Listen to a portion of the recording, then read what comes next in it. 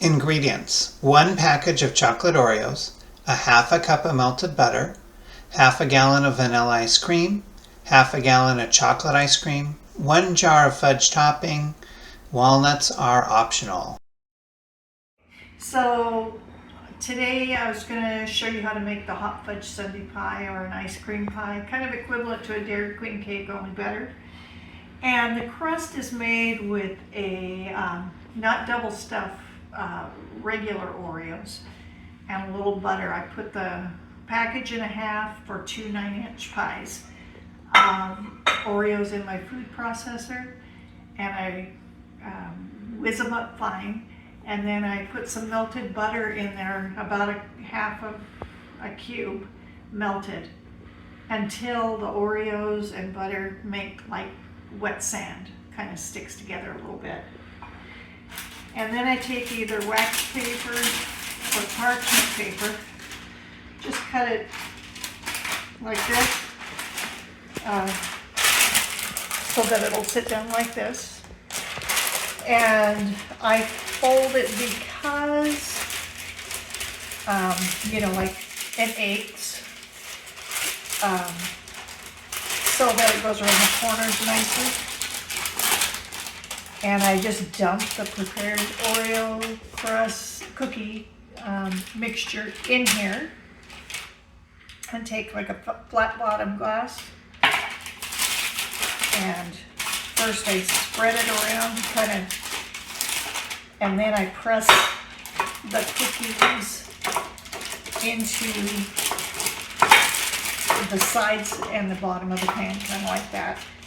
Doesn't take very long. And at which time I'll put the whole cookie crust and with the parchment or wax paper into the freezer for a couple hours.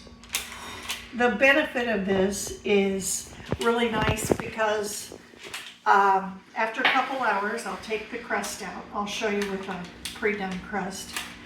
And I turn it upside down. This peels off, and put the crust back in there, like I'll show you now. If you want to get one out, I could show them.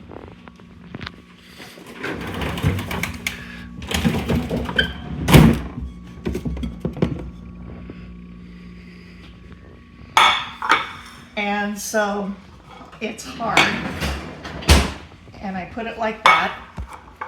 So I've done this. This has been in the freezer. I've already peeled this off, but serving is really nice. It doesn't stick to the pan. You can just easily serve it, and the crust is solid, and that's part of the yumminess of the whole pie, I think.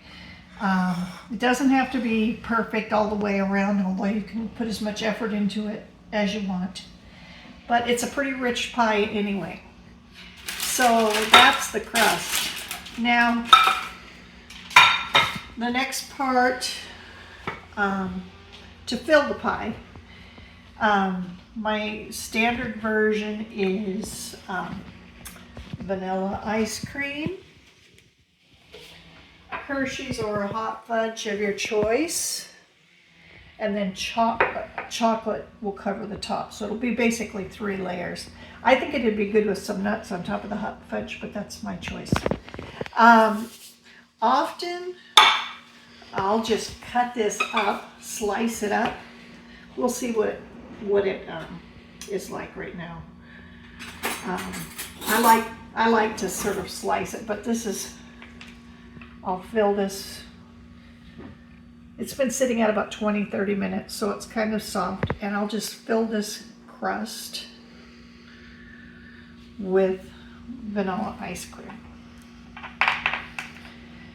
And a good quality vanilla. You could, of course, use different flavors. My family just likes the standby. So I'll show you after I fill this. So now we've got both of our pies filled with a half gallon of soft vanilla ice cream. And the next step is to stir your hot fudge a little bit, and you could use a piping bag if you want. I usually just drizzle some over not too precise. Depends how much your family likes it too. And then I'll take a spatula and spread it out kind of.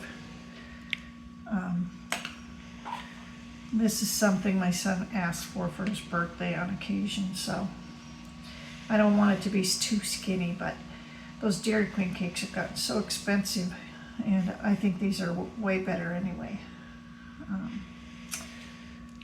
As you can see, it happens to be a sunny day here, and it is melting pretty fast.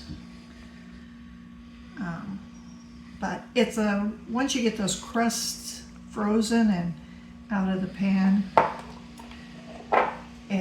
it's a real easy pie to throw together. And then of course, I like to freeze it overnight before serving, so you can have plenty of definition between the layers. And I wrap it real good so it'll last a long time in the freezer. I figure if you're going to make the mess for one, you might as well make two, and you've got something nice to take if you have extra somewhere to a potluck or something. So your choice on how much you want and so forth, but usually one of these jars is enough for 2 pies. Oh boy, this is really melting up, but it'll be delicious. Our final step will be a nice quality of chocolate ice cream mounded on the top, and that's softening up now, but I just use an ice cream scoop and try and make balls if I'm trying to be fancy.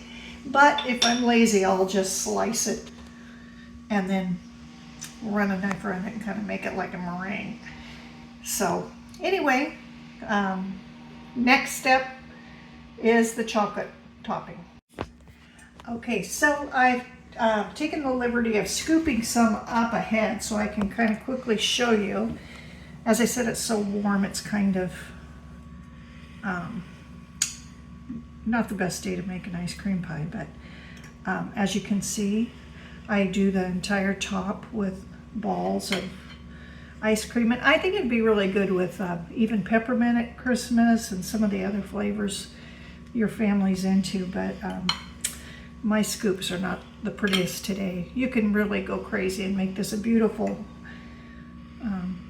pie with chocolate curls on top. Just take a potato peeler and get some semi-sweet chocolate and run that across the side of the bar and make yourself some chocolate curls or sliced almonds, whatever your family likes. It's really customizable. And so this is an idea what it looks like, and it's worthy of a birthday celebration for sure. So bon appetit.